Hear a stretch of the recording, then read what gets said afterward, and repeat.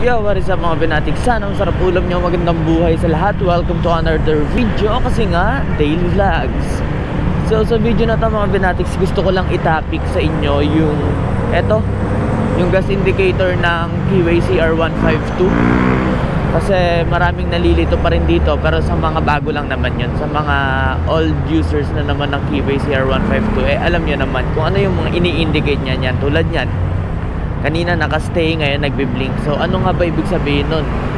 So ganda yung mga binatics. Ang tank capacity ng Keyway CR152 ay 12 liters, tama? So yung blinking point nya, yun yung nagsasabi sa'yo na kalahati na lang yung gasolina mo, na medyo annoying para sa akin mga binatics. Pag nag-blink ang panel nyo or ang gas indicator ng stock panel nyo, ay ibig sabihin meron ka na lang 6 liters of gasoline. Napatunayan ko na yon. So pag naman nag-stay na or nag-steady na yung ilaw na yan like that, 2 litro na lang yan mga binatics.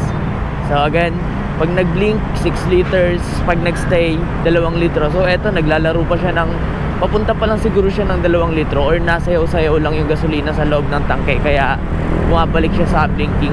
Pero since nandito tayo sa Kamaynilaan, nandito ako ngayon sa East Service Road sa Alabang, hindi ako dito magpapagasolina kasi napakamahal ng gas dito.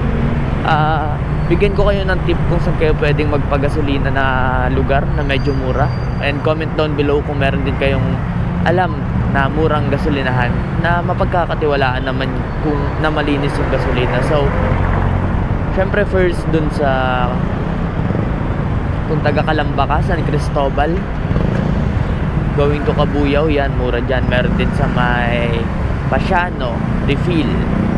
Pero pagdating dito sa Manila, nakapagpagas once ako sa may Katipunan, QC, sobrang mura.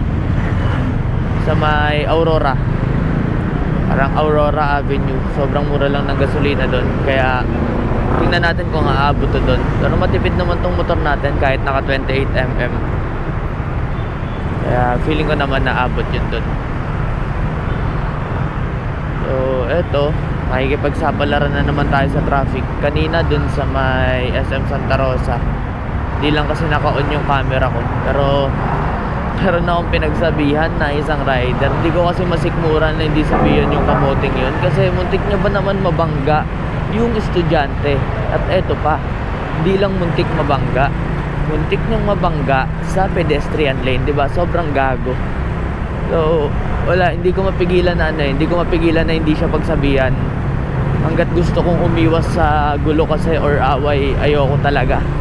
Pero baka kasi ulitin pa, baka akala niya okay lang yung ginagawa niya. Kaya sinabihan ko naman ng maayos na, Paps, kalma lang, dahan-dahan lang, muntik mo na mabangga yung estudyante doon kanina.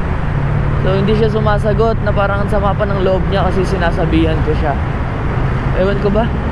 So basta yun, ginawa ko yung part ko. Hindi ko kasi talaga masikmura. So sana hindi masyadong matraffic dito, no? So sana nakadagdag din ako ng knowledge inyo mga binatik. So maraming salamat. Once again, this is Ben. Sana laging masarap ulam nyo at sana laging malambot unan nyo. Peace.